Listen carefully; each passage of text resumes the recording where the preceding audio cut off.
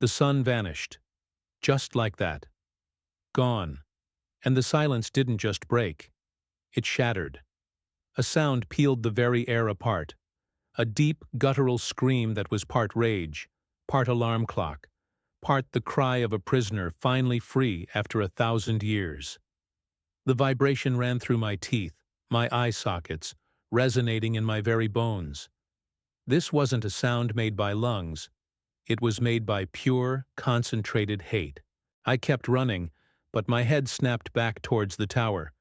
2 pinpricks of light had ignited at the very peak, hundreds of feet up. Eyes, ruby red, self-luminous, burning with an ancient, malevolent intelligence. They weren't searching. They had already found me. I'd checked before. The tower had no doors. But now, a vertical seam of pure blackness split the basalt from top to bottom. The seam widened, stone sliding into stone with the wet, sickening sound of a throat opening. And from that impossible doorway, something began to descend. It wasn't climbing. It was flowing. Like oil poured down glass, a shape of mottled green and blood red slithered down the vertical surface. Its arms were too long. Its legs bent in too many places. My mind simply refused to process what I was seeing. Nothing could be that tall. Nothing could move like that. But it was. And it did. The creature reached the ground and unfolded itself with a terrible, fluid grace. It was 9 feet tall. Corded muscles strained beneath skin that looked flayed and poorly stitched back together. Gangrenous green mottled with the red of fresh blood. Its head was long, almost like a horse's, but where a horse has gentle eyes, this thing had burning red orbs sunk deep into a skull that was too narrow, too compressed. Its mouth split its face horizontally, hinging open impossibly wide, revealing rows upon rows of backward-facing teeth, perfectly designed to grip prey and ensure every struggle only dragged the victim deeper. But the hands were the worst part. Each arm was 4 feet long, ending in grotesquely oversized hands. Each finger was 1.5 feet long, with 3 knuckles instead of 2, and tipped with a curved black talon that wept a clear, viscous fluid. As the fluid dripped onto the ancient stone, it hissed, leaving smoking pits in the rock. Acid. The creature's head swiveled toward me with mechanical precision. Its mouth didn't move, but a voice burrowed directly into my brain, bypassing my ears entirely. Their scent, warm, fear sweat, alive, alive, alive. It tilted its head, studying me. And then, it smiled. Not a human smile. It was a deliberate pulling back of lips to expose teeth. A learned behavior, copied from its prey, weaponized to create maximum terror. It had been watching us. It knew what terrified us. And it was using it. My body made the decision before my mind could catch up. My doctorate, my research, all my academic skepticism, it evaporated in the face of a 9-foot nightmare. I sprinted into the forest, my lungs already burning. Behind me, I heard a heavy thump as the creature hit the ground on all fours. Then came the sound that will haunt me for the rest of my life. The click, click, click of those acid-dripping talons on stone. A sound like knives being sharpened. A sound like a clock counting down my final seconds. The clicking got faster. It was coming. It was so fast, I risked a glance back, a mistake, always a mistake, and saw it loping after me like a monstrous hairless wolf, its impossibly long arms pulling it forward in great bounding strides.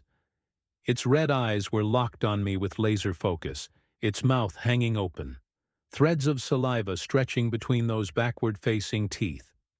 But my panicked mind registered a horrifying truth. It wasn't running at full speed. It was pacing me, matching my speed. It was playing with its food. My expensive hiking boot caught on a root and I went down hard. My chin cracked against a rock, blood filled my mouth. My camera, my precious camera, shattered against the ground. All my evidence. Gone. But none of that mattered because I was on my belly, helpless, and I could hear the creature right behind me. And then, silence. The clicking stopped. I rolled onto my back, scrabbling backward through the dirt, and saw it standing just 15 feet away, perfectly still, watching me. Its head was tilted as if in curiosity. Its chest rose and fell with wet, rattling breaths. It was studying me. Then slowly, deliberately, it raised one of its taloned hands toward a nearby tree. Its movements were unhurried, almost casual. It placed a single claw against the thick bark and dragged. The wood didn't just split, it exploded. The 18-inch trunk sheared cleanly through. The massive tree groaned and toppled over, crashing into the underbrush with a deafening roar. The creature looked at its hand, turning it in the faint light, examining the claw as if admiring its own work. Then it looked back at me. "Soft," the voice chittered inside my head. "Soft skin breaks easier than wood. Want to see? Want to show you?" It was experimenting, testing its weapons after a long sleep. It was showing me exactly what was coming. This wasn't just a hunt. It was psychological torture, and it was entirely deliberate. My bladder let go. The creature's nostrils flared. It could smell my terror, and it made a sound, a wet, chittering noise. It was laughing. In that moment, something in me snapped into crystal clarity. A simple, brutal equation. If you stay, you die. If you run, you might die. Might is infinitely better than certain. I screamed, a raw, primal sound, and scrambled to my feet, launching myself deeper into the suffocating darkness of the forest. The creature's laughter cut off instantly. Then, thump, thump, thump. It was running now, all pretense of a game abandoned, moving faster than anything that size should ever be able to move. I didn't look back. Looking back cost time. Time cost distance. And distance was life. Thank you so much for joining me on this terrifying journey. If you want to find out what happens next, make sure to hit that subscribe button and turn on notifications so you don't miss a thing. Stay safe out there.